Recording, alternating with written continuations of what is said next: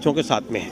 हमारा कहना ये है कि हमारे बच्चों को लाने में जो देर की गई है उसमें भारत के गवर्नमेंट की नाकामी है। ये वार का इनडायरेक्ट इफेक्ट हम पर भी हो रहा है। पेट्रोल के दाम बढ़ गए हैं, जो खाने का तेल वहाँ से आता था वो रुक गया है, उसके दाम बढ़ रहे हैं। ये इलेक्शन ख़त्म हो जाएगा, उसके बाद देखिए कितने दाम बढ़ते हैं, शूट करते हैं। क्या वजह है? हम इसलिए खड़े हैं कि दुनिया में एक भयंकर जंग शुरू हो चुकी है और हमें इस बात का अप्रीहेंशन है, अंदेशा है कि अगर इसको रोका नहीं गया तो ये तीसरी जंग बन सकती है, थर्ड वर्ल्ड वॉर हो सकती है, जिसका परिणाम जिसके जो रिज़ल्ट है वो हमको भी भोगने पड़ेंगे। तो ये हम चाहते हैं कि ये जंग बंद हो और भारत सरकार अपने प्रयासों को इस्तेमाल करते हुए, अपने डिप्लोमेटिक रिलेशंस को इस्तेमाल करते हुए इस जंग को रोकने की कोशिश करें। भारत सरकार जहाँ तक हो रहा है अपना सपोर्ट दे ही रहा है। नहीं, भारत सरकार ने इस वक्त जो पोजीशन ली है वो हमारे नज़दीक हमारी प्रिंसिपल पोजीशन जो रही है उसके ख़िलाफ़ है। हमारी प्रिंसिपल पोजीशन ये रही है हमेशा से कि हम लोग नॉन लाइन रहे हैं, हम जंग के हक़ में कभी नहीं रहे हैं। जब दुनिया कोल्ड वार की जंग लड़ रही थी उस वक्त भी हमने ना रूस का साथ दिया, यूएसएसआर का साथ दिया, ना हमने अमेरिका का साथ दिया। हमने एक तीसरी पोजीशन अख्तियार करी थी कि हम जंग के ख़िलाफ़ हैं।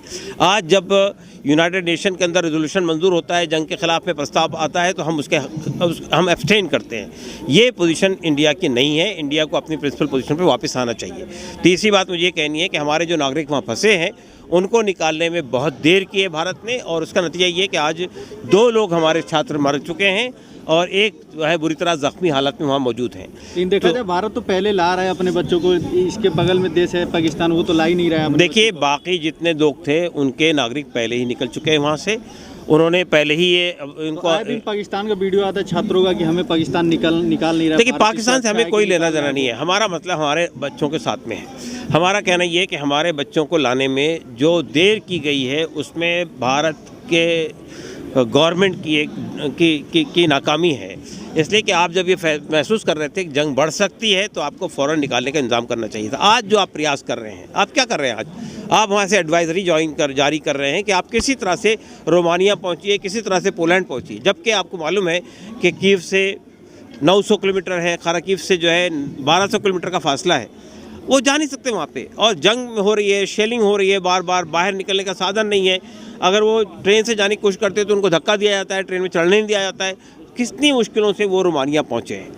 अब वहाँ से आप उठा कर ला रहे हैं वहाँ पे, ये क्वेश्चन नहीं है। तिरंगा लोग बस पे लगा के आ रहे हैं, उसको कोई नहीं रोक रहा है, ना रूस आर्मी रोक रही है, ना यूक्रेन आर्मी रोक रही है, उन्हें बॉर्डर क्रॉस करवा रही है। फिर आप बोल रहे हैं कि बच्चे नहीं आ रहे हैं वहाँ से। नहीं, किस तरह से वो आ रहे हैं? मैंने कहा कि वहाँ से जो साधन होने चाहिए थे उनको, कीव से और खार्किव से रोमानिया पहुँचने के लिए, पोलैंड पहुँचने के लिए, वो हमने प्रोवाइड नहीं किया। उनसे कहा कि तुम पहुँच जाओ वहाँ पे। तो ये अप्रोच सही नहीं है। दूसरी बात ये कि देखिए, आपसे बातचीत हो रही है यूक्रेन के प्रेसिडेंट से, तो आप ये कह सकते थे कि आप सिक्योरिटी प्रोवाइड कीजिए हमारे बच्चों को, वहाँ से वहाँ तक मुंतकिल कीजिए, वहाँ से उठा लेंगे लोगों को। वो नहीं हुआ। जब तक के एयर ट्रैफिक चालू था उस वक्त तक के भी हमने जो वहाँ लोगों से कहा कि आप निकल जाइए, तो हमारे जो एयर इंडिया का प्लेन था वो 1,35,000 का वन वे चार्ज कर रहा था टिकट का। जाहिर है कि इतना महंगा टिकट लेके कौन आएगा?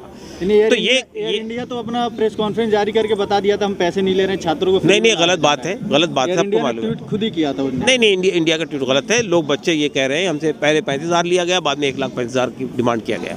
तो आज जो आप एरोप्लेन भेज रहे हैं, यहाँ से मिलिट्री के प्लेन जा रहे हैं, तो ये बात पहले भी की जा सकती थी, लेकिन हमने डिले कर दिया। अब तीसरी बात मुझे कहनी है कि जो बच्चे वहाँ से स्टूडेंट्स हमारे लौटे हैं, उन लोगों को यहाँ पर आपको एडमिशन देना चाहिए, क्योंकि उनका फ्यूचर अनसर्टेन है। उनको वहाँ जाने का मौका होगा नहीं होगा, कब तक हालात रहेंगे, जंग कब तक चलेगी, जंग के बाद जो आफ्टर इफेक्ट्स होते हैं। आप किस में चाहते हैं एडमिशन मिले? गवर्नमेंट कॉलेज में मिले या प्राइवेट में? गवर्नमेंट कॉलेज में होना चाहिए। गवर्नमेंट में अगर उनको निकालना रहता वो पहले निकाल लेते, यूक्रेन जाने की क्या जरूरत थी? जब वो गवर्नमेंट उनको हुआ नहीं, एंट्रेंस एग्जाम उन्होंने पास नहीं किया, क्लियर नहीं किया। नहीं, देखिए क्राइसिस, वो देखिए रूटीन की चीज़ उस वक्त होती है जब रूटीन के हालात होते हैं।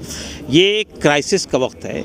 एक बच्चे एडमिशन ले चुके हैं, वो मेडिकल के स्टूडेंट्स हैं, उनको आपको वहाँ पे रिटेन करना चाहिए। अगर हम देखिए, ये इशू नहीं है कि इस वक्त ऐसा नहीं हुआ था तो ऐसा होगा। आप एक क्राइसिस में है और क्राइसिस का समाधान निकालने की कोशिश होनी चाहिए।